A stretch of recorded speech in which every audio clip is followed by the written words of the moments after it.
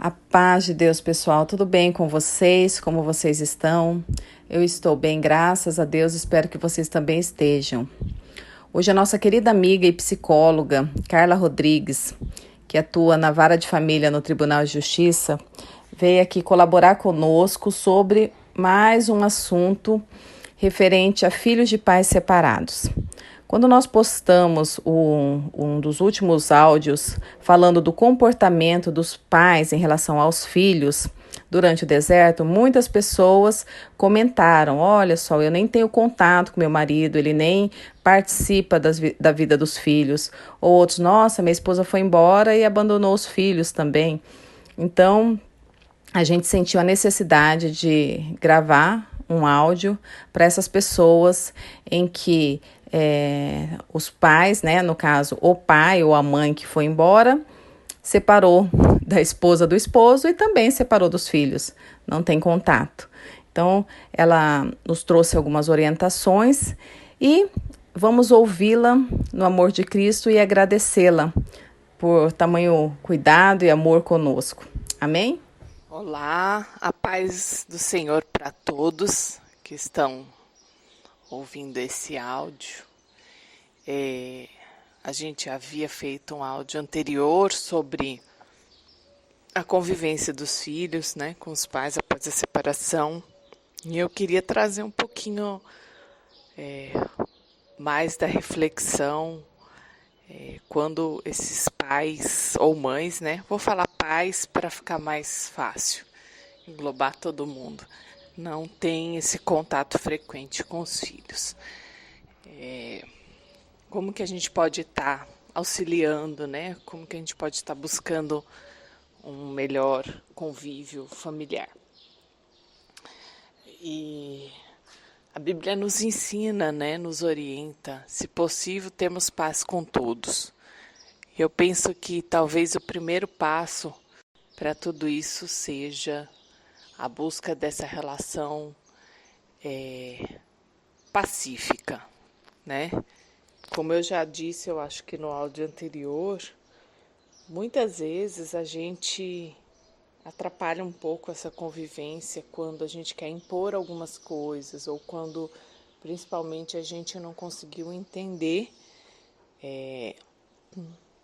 a separação. Porque quem está lutando pelo casamento, por vezes acaba tendo essa dificuldade de separar o seu papel de esposa, né, do papel de mãe. E aí acaba transformando isso numa situação um pouco complicada. E o primeiro passo que eu penso é exatamente assim, o quanto você puder estar mais afastado, principalmente nos casos em que aquele contato da criança com o pai ou a mãe que não está no dia a dia é escasso. Muitas vezes acaba que é escasso porque o outro não quer olhar para sua cara, né? Porque às vezes não gosta de estar convivendo com você nesse trato com a criança. Então, eu acredito que primeiro uma conversa no sentido de, olha, estamos separados e tudo bem, vamos lidar com isso da melhor maneira possível para preservar os nossos filhos e como que a gente pode estar fazendo para você ter convivência com a criança sem a gente precisar estar num contato frequente, né? E aí eu estou falando isso principalmente nos casos que não há um bom diálogo entre o pai e a mãe. Então, às vezes, vocês podem estar sugerindo a pessoa buscar na casa de um parente ou buscar, não sendo você a pessoa para entregar a criança, buscar direto na escola e devolver na escola, que eu acho que essas coisas normalmente já resolvem muito a situação e reaproximam a criança desse pai ou dessa mãe com quem ela não está tendo contato frequente.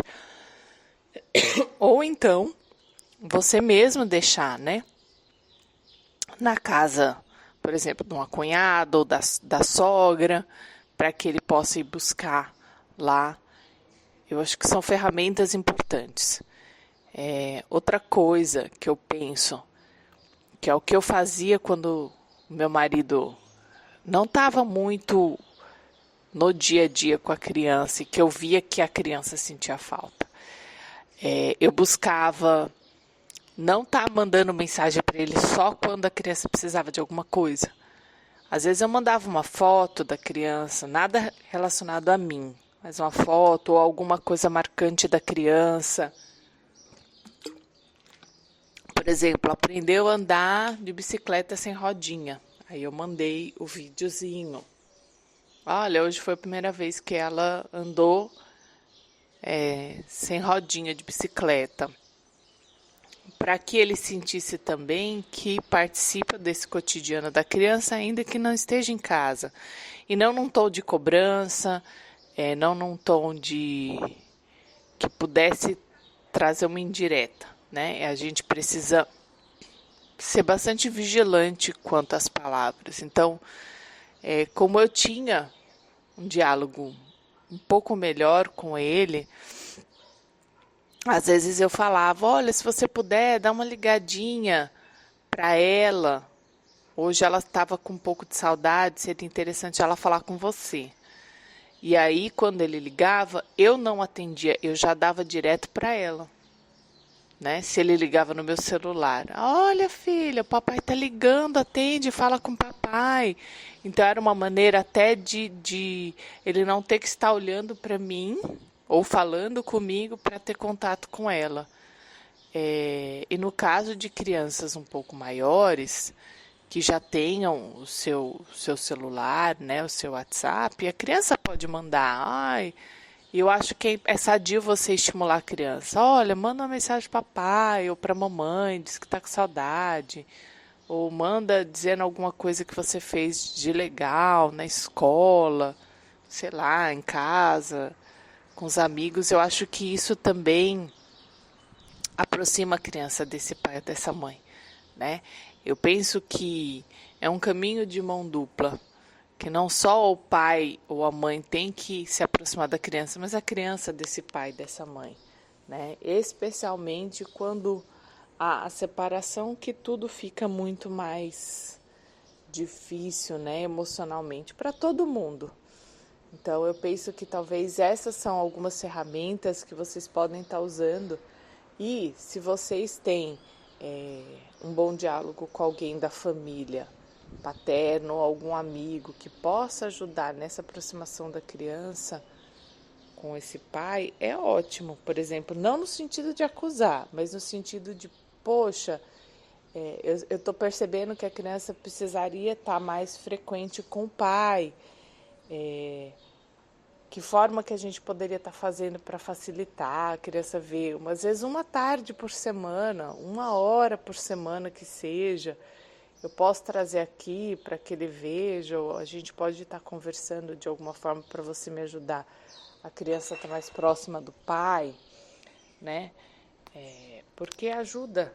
Muitas vezes a pessoa também está tão envolto no seu problema, na separação, que não consegue ver essa saída. E talvez a ajuda de um terceiro também facilite.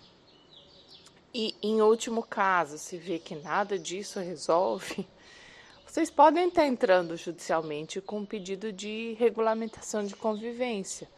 Obviamente que ela não vai obrigar o outro a estar presente no dia a dia, porém, ali vai estar determinado, né, os dias que ele vai estar pegando, o mínimo de convivência que ele vai estar tendo, né, a cada 15 dias, embora eu acho que, eu particularmente, né, a cada 15 dias eu acho que não é conviver, né, não é participar do cotidiano da criança. O ideal era que visse pelo menos 1, 2 vezes na semana, além dos finais de semana. Às vezes coisas simples, pegar numa escola, devolver, olha, você pode pegar na escola, passar a tarde com a criança está sentindo falta, e você pode me devolver amanhã ou devolver à escola, como ficar mais fácil. Então eu acho que são coisas que podem estar facilitando. E lembrando, sabe, que a nossa busca pelo casamento não pode e não deveria prejudicar esse vínculo da criança com o outro genitor. Por causa de OM ou de uma terceira pessoa que esteja envolvida nessa relação do seu marido, por exemplo, né? Porque depois o relacionamento marido e mulher volta. E se vocês criarem essa barreira, não quero que conviva com a OM, não quero que durma na casa do pai, eu não quero isso, não quero aquilo, mais pra frente isso pode prejudicar a relação do casal, né? E precisa ter esse cuidado, sabe? A criança, ela é filha do pai, filha da mãe, e deve conviver tanto com o pai quanto com a mãe, independentemente se o pai tem uma outra relação, né? Se a criança não está em risco de nenhuma forma, não deve ser proibido esse contato. Amém? Um bom dia a todos.